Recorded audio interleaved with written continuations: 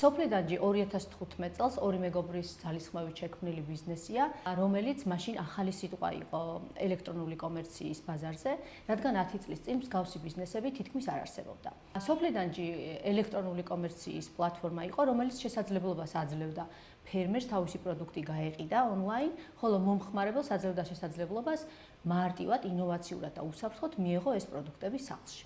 სოფლიდანჯი ელექტრონული კომერციის B2C მოდელის მაგალითია, რომელიც ბიზნესისა და მომხმარებლის უშუალო კავშირს ნიშნავს და გულისხმობს ბიზნესის მიერ პროდუქტის შეძენას და მომხმარებელზე უშუალოდ გადაყიდვას.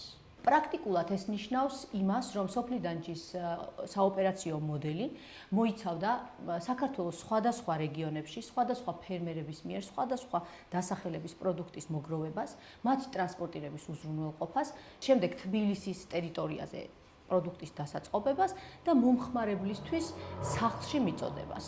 რადგან B2C პლატფორმას შევეხეთ, აუცილებლად უნდა ვახსენოთ ელექტრონული კომერციის B2B მოდელიც, რომელიც B2C-სგან ტექნიკური დეტალებით განსხვავდება.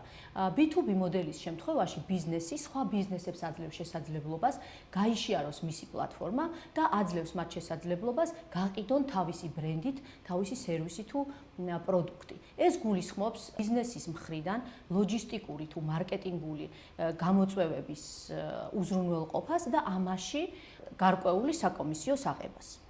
B2B მოდელის ელექტრონული კომერციის პლატფორმის მაგალითია ყველასათვის კარგად ნაცნობი Glovo და Wolt.